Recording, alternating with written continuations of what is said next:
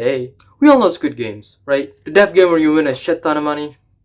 Yeah, that one. Well, I was wondering, if Squid Game was a thing in Indonesia, how much money would you win? Let's say you win Squid Games, right? Would that money be enough for you to live in the US or somewhere else? Can you live off of that money without worrying about getting a job? I don't know.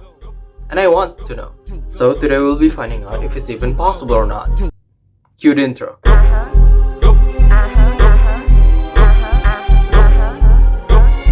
Hold on, let me just... There, that's better.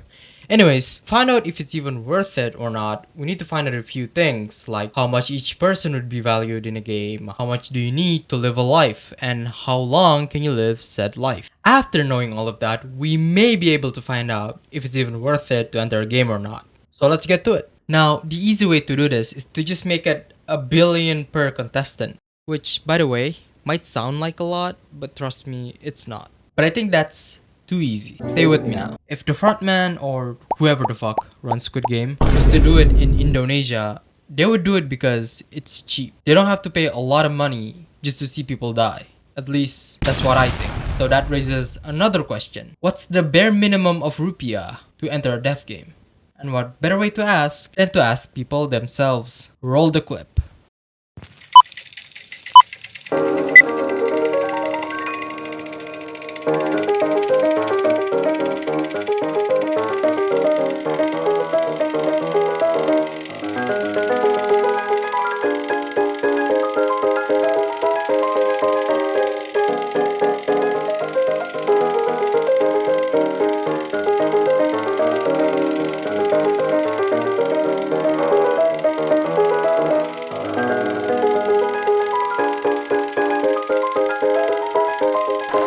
Based on the result, it's safe to say that 100 million or less should be enough to entice people to at least enter a death game. Now that we got the amount of money, we just need to times that with the amount of participant and we get about 45.6 billion rupiah. Now we just have to find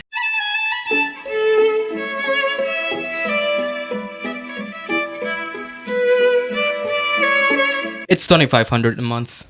Yeah, I asked Google. What, you think I was gonna do some elaborate math shit just to find out the living costs in the US? No! Who do you think I am? Vsauce? Go to the next segment. Wait. I feel bad. Let's just do it the normal way. Now, the amount of money we spend depends on where we live in the US.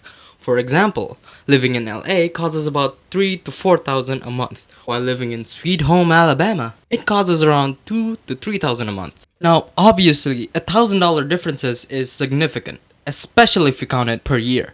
I mean, if our goal is to live the longest life we can in the US, we wouldn't live in New York, or at least not yet. You gotta wait until Mamdani wins, because then the rent is free, then you don't have to really pay much for rent and stuff. But sadly, he's not really the mayor yet. So, we need to choose the cheapest state we could find, which is Oklahoma. My source? I googled it. Yeah, apparently Oklahoma is like one of the cheapest states you can live in. It's crazy what you can Google these days. Now that we got this state, let's talk about costs. And don't worry, I'm actually gonna do some research instead of Googling everything. Now, according to Self.Inc. and MIT's living wage calculator, the average rent is $1,148 a month. The average utility cost is about $418 a month. But that's for an average of 2.5 people. So we gotta cut that in half because we're only counting for one person. Also, how do you have half a person in your household? Who is that? Is that your kid? Like, what's happening there? Anyways, the average food cost is $332 a month, which is crazy, by the way, because, you know, Americans. The average medical care is $262 a month, which is bullshit. Objection! Because according to Apollo Insurance, it's $600 to $800 a month. And that's just for health insurance. But for the sake of making it easy, let's just take $262. And the average for transportation is about $874 a month. So combining all of that, we get $2,825 a month. Rounding all of that into a year, we get around $33,900 a year. Now that we got that out of the way, we can now move on to the next segment, which is...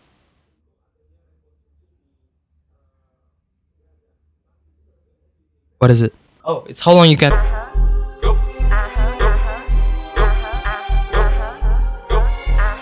Now, assuming you don't want to get a job, you unemployed. How long can you live until your earnings runs out? Well, if we take our IDR earnings, then change it into the USD using the current changing rate, and then divide that with our yearly expenses, we would live about 82.9 years, give or take. But, and trust me, this is a giant but, that's if you're living with a tight budget and you're not living with any other family members. With a partner and 2 kids, you'd only be able to live for around 37.8 years, give or take. Now the reason why it's so expensive is because not only are you quadrupling your expenses like food or medical care, you're also paying for education and childcare. But you're probably thinking, Conrad, 37 years isn't that bad, right?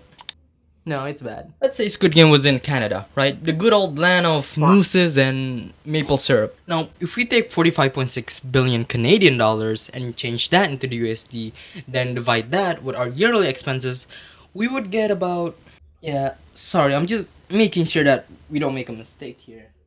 We would get about 448,870 years. 111,874 times the difference. And that's with a family of 4, by the way. Not even living with a tight budget or anything. That's with a family of 4. Are we not concerned about that in any way, shape, or form? Like, I get that Indonesian currency isn't doing that well, but more than 111,000 differences? Dude, Canadians could last for about 50 generations. At least. We could not even live for 1 generation in Oklahoma, one of the cheapest states in USA. That's crazy. But Conro, comparing Canada and Indonesia isn't really a good comparison. Let's try India then. Surely we can't be that far behind them, right? 7,136 years. More than 188 times the difference. Yeah, it's that big. Now, I'm not saying India is a bad country. Not at all. What I am saying is Indonesia and India isn't really that different. So it kind of surprises me that we're that far behind them. Like, what happened to our money? What happened to our cheese? Did a rat eat it? But Conro, at least our country is moving forward. At least our country has independence. Does that look like independence to you, bud? Sure as hell don't look like it to me. Like, at that point, just add another star to that flag, because apparently we're joining the USA. Why are we giving full access to a guy who's not even born here? Hell, I don't even think he speaks our language, and yet for some reason it's a good idea to give him all of our resources. Hey, future Conroe editing this video right now. Yeah, I don't know how to feel about this part. Like, I get that nobody likes Trump, right? Like, especially me, right? If Trump caught on fire, I would not even piss on him just to not put out fire. But someone not being born in Indonesia should not be the reason why we shouldn't support that person, right? I just don't want that to be taken out of context. So, yeah, continue the video. But hey, what do I know? I just make silly videos and play Valorant. But just remember this, dear viewer. A dead voice is louder than a silent one. So I might as well be loud when I'm alive. And also, if you want to do this with your own country, I encourage you to do it. Post a video, post something, and send it in my own comments so I could read it. I'd be very interested in seeing what you make. That's it. See ya.